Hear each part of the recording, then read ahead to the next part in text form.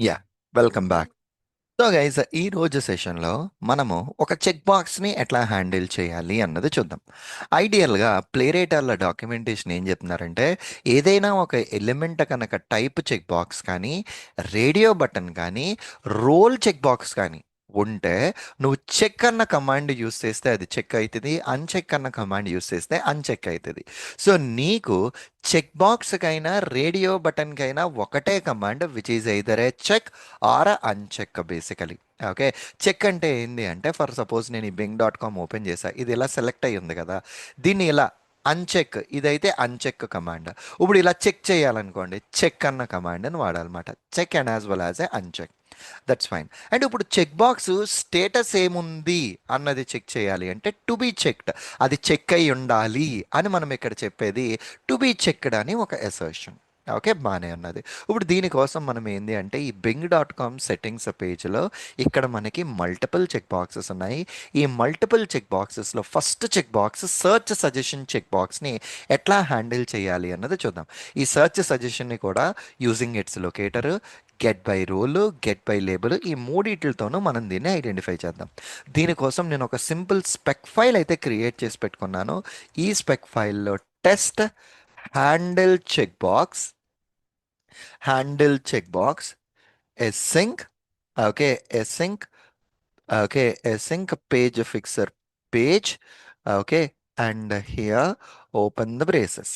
Okay, ఇప్పుడు ఈ టెస్ట్లో await page dot go to, first నాకు గో టు బింగ్.comని ఓపెన్ చేయాలి.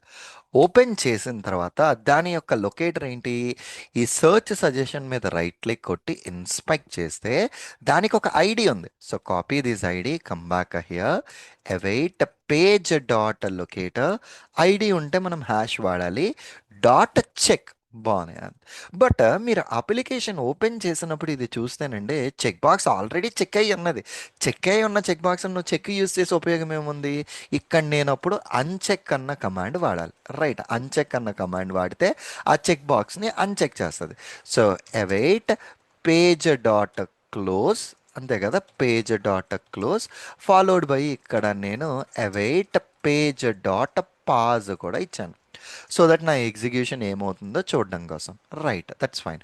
ఇప్పుడు టెర్మినల్లో ఓపెన్ చేసి టెర్మినల్లో ఈ టెస్ట్ని రన్ చేస్తున్నా. ఎప్పుడైతే ఈ టెస్ట్ని రన్ చేశానో పాస్ దగ్గరకు వచ్చేసరికి దాని ఎగ్జిక్యూషన్ ఆగాలి. నేను ఇక్కడ స్టెప్ ఓవర్ చేస్తే నాకు ఆ ఎలిమెంట్ హైలైట్ అయింది, అండ్ ఎగ్జిక్యూషన్ చేస్తే అదిగో చెక్ బాక్స్ అన్చెక్ అయింది. బై డిఫాల్ట్ చెక్ అయ్యి ఉన్నది, ఇప్పుడు కాస్త అన్చెక్ అయ్యింది. Perfectly all right, that's really good. And then ఇప్పుడు ఇది అయ్యింది. నెక్స్ట్ దాని తర్వాత get by label.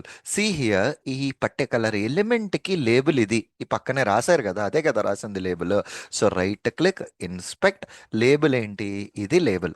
So come back to the programme, await page dot get by label.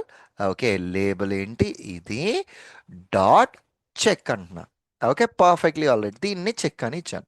Same again ఇదే ప్రోగ్రామ్ని మళ్ళా టెర్మినల్ నుంచి నేను రన్ చేస్తున్నా. Okay, so when I run this particular terminal, so here ఇది స్టెప్ ఓవర్ అయింది.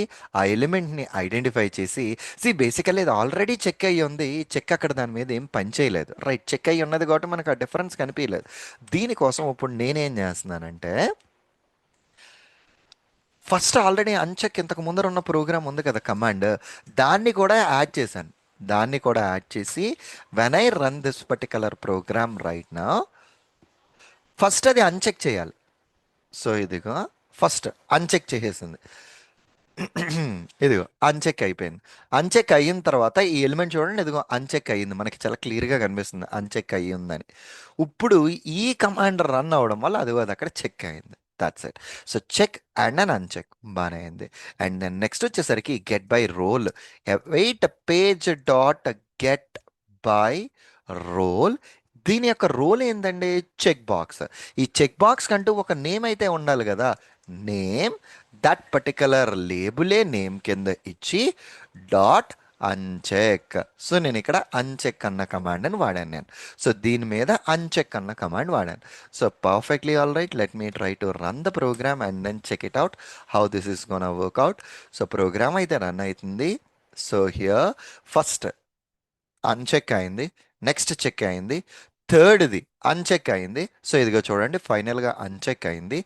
And if you run, ఆ programme బ్రౌజర్ని సక్సెస్ఫుల్గా అన్చెక్ ఆపరేషన్ అయితే పర్ఫామ్ చేసింది. ఇట్లా చెక్ బాక్స్ మీద నువ్వు ఏదో చెక్ ఆపరేషన్ కానీ లేదా అన్చెక్ ఆపరేషన్ కానీ you can use with this particular command అండి. సో ఇప్పుడు సెషన్లో మనము సింగిల్ చెక్ బాక్స్ని హ్యాండిల్ చేయడమే చూసాము. నెక్స్ట్ సెషన్లో మల్టిపుల్ చెక్ బాక్సెస్ని మనం ఎలా డీల్ చేయాలి అన్నది we will see as part of our next session. Okay, thank you very much. See you again. Bye bye.